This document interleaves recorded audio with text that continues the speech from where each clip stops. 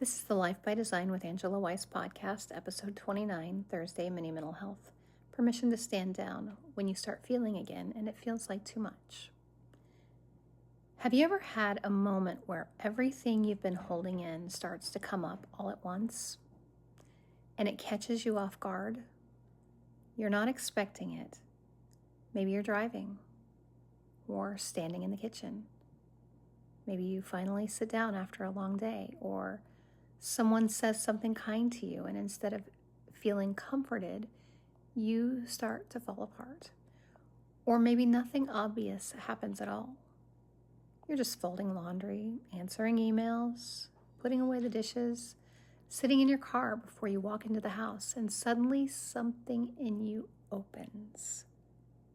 You feel emotional, overwhelmed, tender, raw, like something inside you finally got enough to speak, got quiet enough to speak. And your first thought is, where did this come from? Why am I crying now? I thought I was fine. If I let myself feel this, am I going to fall apart again? If that sounds familiar, then this episode is for you. Welcome back to the Life by Design with Angela Weiss podcast. I'm Angela Weiss, nurse practitioner, author, and someone who helps people understand what happens when they finally slow down enough to feel what they've been carrying. Before we begin, take a deep breath with me. Inhale slowly and exhale. Wherever you are right now, just pause for a moment. You do not have to rush through this. You don't have to hold everything up right now. And I want to say this too. This is not a polished podcast. My cat is running like crazy around the room. I might stumble over some words or pause to take a drink of my water, and you might just hear life happening in the background. And honestly, that feels fitting for this conversation because healing does not usually happen in perfect conditions. I don't think it ever does because they're never perfect. It happens in the middle of real life. In messy kitchens, in parked cars, in bathrooms where you finally get 2 minutes to be alone, in the quiet after everyone else has gone to bed, and in the moment your body finally whispers, I can't keep carrying all of this the same way anymore. Over the last few episodes, we've talked about why you can't just turn it off, what your body is trying to tell you, the cost of staying in survival mode, and why you don't talk about it. Today, we're talking about what often happens next, what it feels like when you start to feel things again, because this part can surprise people. A lot of people think healing will feel peaceful right away. They think slowing down will feel calm. They think once they finally get a break, they will feel relief. And sometimes they do, but sometimes when life finally quiets down, everything you didn't have time to feel starts asking for your attention. And that can feel like too much. When you've spent a long time in survival mode, you're not just busy, you're often disconnected. Not because you're cold or you don't care, or because you are emotionally unavailable on purpose, but because your system learned feeling everything right now is far too much, so it adapted. It turned the volume down and it helped you keep moving. It helped you get through work, get the kids fed, show up for everyone else, make phone calls, pay the bills, answer the messages, handle the crisis, be the strong one, be the dependable one, be the person who says, I'm fine, because there simply was not time to explain all the ways you were not fine. And in that season, numbness may have served a purpose. Distraction may have served a purpose. Staying busy may have served a purpose. Compartmentalization may have served a purpose. Because sometimes your brain and body do what they have to do to help you survive the moment that you're in. But here's where it gets confusing. what helped you survive one season can start to feel heavy in the next one. Because eventually, when there is a little space, when things are quieter, when the crisis has passed, when you're not running at full speed, your system may begin to say, now. Now we can feel some of this. Now there is room. And when that happens, things can come up. Emotions you didn't have time to feel before.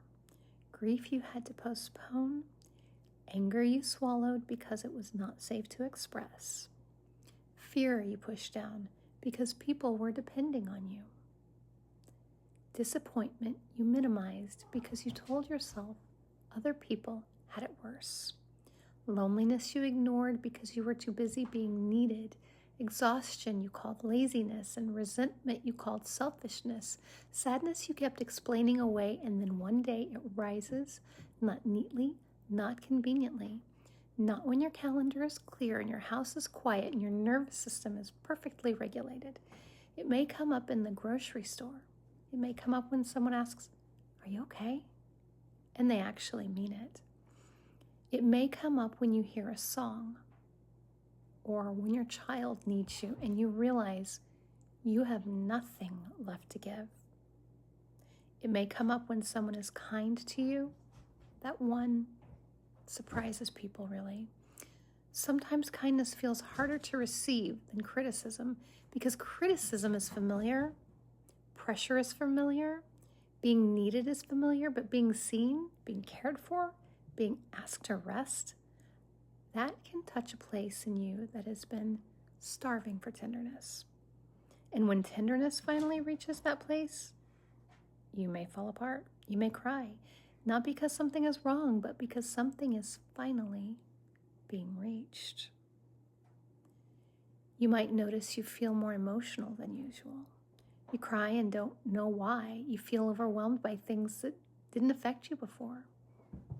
You feel irritated by small things. You feel tired in a way that sleep does not fix. You feel deeply moved by ordinary moments. You feel grief over things you thought were over. You feel angry about things you used to excuse. You feel tender toward younger versions of yourself. You shift remembering things you had pushed away, or maybe you feel a depth of emotion that feels unfamiliar, and that can be scary too, because your first instinct might be, I need to shut this down. This is too much. I don't have time for this. I can't fall apart. People need me. I have to work tomorrow. I've already dealt with this, not again. Why is it coming up now? And I want to say this gently. Of course you feel that way. Because for a long time, shutting it down may have been what helped you function. For a long time, you may not have had the luxury of feeling everything. You may have been raising children, walking through grief, trying to survive a marriage, trying to leave a relationship, trying to keep a business alive, trying to pay the bills, trying to keep your body going, trying to be okay after something happened that changed you, trying to be strong because there was no one else to be strong for you. So if your body learned to delay the feeling, that wasn't failure, it was protection. But now when the feelings begin to return, it doesn't mean that you're going backwards. It may mean your system is starting to believe there's enough safety to let something come through. And I know that can sound strange because it does not always feel safe. Sometimes it feels like flooding emotions. Sometimes it feels like if I start crying now, I might not ever stop. Sometimes it feels like if I admit how tired I am, I won't be able to keep going. Sometimes it feels like if I let myself feel how hurt I was, I'll be angry forever. And sometimes it feels like if I look at this grief, it will It will swallow me. Feelings are not meant to swallow you. They're meant to move you through. And that doesn't mean that you have to invite every feeling all at once. It doesn't get to come in all at once. You don't have to open every box today. You don't have to process your entire childhood in one afternoon. You don't have to solve every relationship pattern this week. You don't have to understand every tear. You don't have to make meaning out of every ache or heartache immediately. Sometimes the healing moment is simply being able to say, this is sadness, this is grief, this is anger, this is exhaustion, this is loneliness, this is fear, this is my body asking me to listen, not fix, not judge, not shame, just notice. And maybe that looks like sitting in your car for 5 minutes before going inside, like I have so many times. Maybe it looks like placing your hand on your chest and saying, I'm here. Maybe it looks like crying without apologizing or journaling one sentence. I didn't realize how much that hurt. Maybe it looks like texting someone safe and saying, I don't need advice, I just need to say I'm having a real hard day. Maybe it looks like going to therapy or taking a walk. Maybe it looks like letting yourself rest without earning it first. Maybe it looks like naming what happened instead of pretending it did not affect you because it did. Maybe it looks like admitting, I've been functioning barely, but I'm not okay. And let me tell you something, that sentence can be powerful. I have been functioning, but I'm not okay. Because so many people confuse functioning with healing. They think because they kept going, they must be fine. They think because they showed up to work, answered the messages, paid the bills, smiled for the pictures, and handled the responsibilities, that means they processed it. But functioning is not the same as feeling, and surviving is not the same as being restored. Sometimes you can keep going for years and only later realize how much you were carrying. So if you're in a season where feelings are coming back, please hear me. It's okay, you're not weak for this. You're not dramatic and you're not being too sensitive. You're still feeling things that hurt because they do. You're not behind because healing is taking time. It takes as long as it takes. You're not falling apart, even if it feels like it. You may be finally feeling what you didn't have space to feel before, and that deserves gentleness, not shame. Gentleness. Because shame will try to say, you should be over this by now. You're too much. You're being ridiculous. Other people have it way worse than you. You don't have time for this, but compassion says, of course this hurts. Of course you're tired. Of course your body remembers. Of course this is coming up now. You're allowed to feel in pieces. And I love that phrase, in pieces, because that is often how we heal. Not all at once, not perfectly, not in a straight line, but in pieces. A little awareness here, a small cry there, one brave conversation, a quiet realization, a boundary, a nap, a snack, a prayer, a therapy session, a walk, a deep breath, a moment where you choose not to abandon yourself. That matters. One of the hardest parts of feeling again is that it can make you question yourself. Maybe you're thinking, am I getting worse? Why am I more emotional now? Why was I handling everything before and now I can't? Because somehow you were not handling it, you were carrying it, and there's a difference. Handling means something is being processed, supported, and moved through. And carrying means you're holding the weight while still trying to live your life. And some of you have been carrying things for a very long time. You carried the loss. You carried the betrayal. You carried the disappointment. You carried the pressure. You carried being the responsible one. You carried the diagnosis, the financial stress, the caregiving, the silence. You carried the version of yourself everyone expected you to be. And when you finally start to set some of that down, your arms may shake, your body may tremble, and your emotions may rise.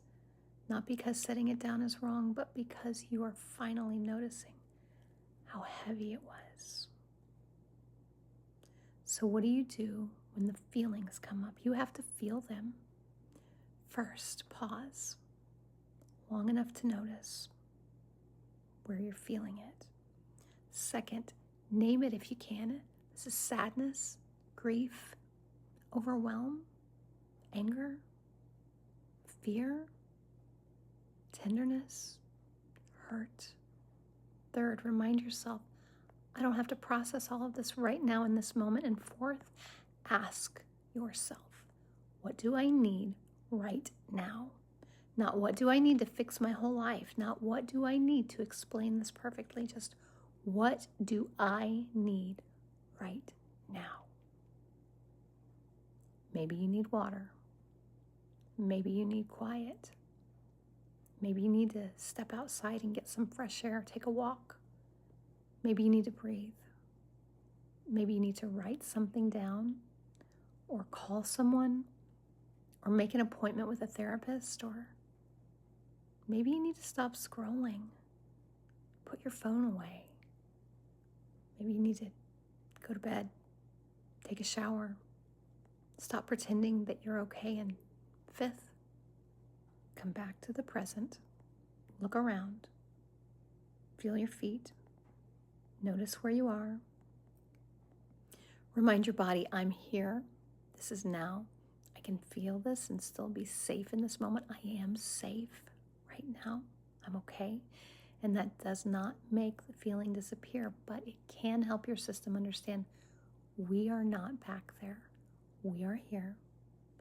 And we can take this one step, one piece at a time. And I want you to know something. There's nothing wrong with needing support for this. Sometimes when things start coming up, it's wise and loving to have someone walk with you. A counselor, a pastor, a trusted provider, a safe friend, a support group. Someone who can sit with you without rushing you. Someone who does not shame you for having feelings. Someone who does not try to slap a quick answer on a deep wound. Someone who can help you stay grounded while you begin to unpack what you've been carrying. Because some of those backpacks are pretty heavy. You were never meant to heal alone in silence, and you were never meant to earn care by being easy to deal with. You're allowed to need tenderness, and you're allowed to need time to grieve, to get over something. You're allowed to need help.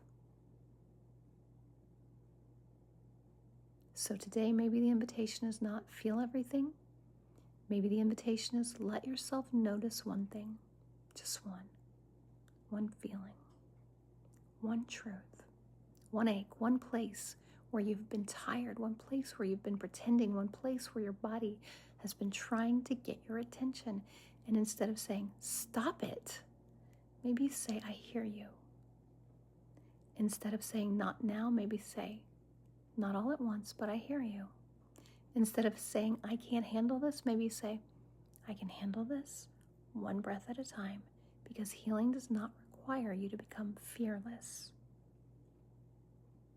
It asks you to become present, gently, slowly, honestly, with compassion. You're not falling apart.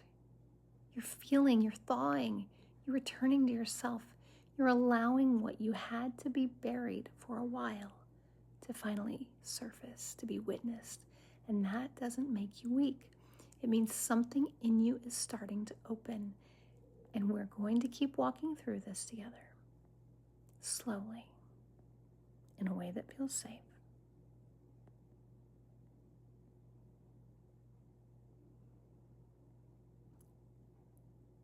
Maybe this spoke to you, maybe it didn't. Take what helped and leave what doesn't. This podcast is for educational purposes only and is not a substitute for mental health care.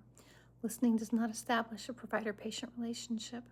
If you're in a crisis, call 988 or 911 in the United States. You can connect with me on Instagram at Angela Weiss Author, on Facebook, Life by Design Press, on LinkedIn, Angela Weiss. You can also find my book, Permission to Stand Down, on Amazon. And if you'd like the Permission to Stand Down workbook, please email me at angela@lifebydesignpress.org with Stand Down in the subject line. I'm really proud of you for listening this far, for showing up for yourself, for taking the steps to heal, to lay it down, to ask for help. I've had to ask for help before, and I'm so thankful that I did, because it got me through a very, very difficult time. I know a lot of strong people who've had to ask for help, and they're better for it. I know that whatever you're feeling can get better if you're willing to work.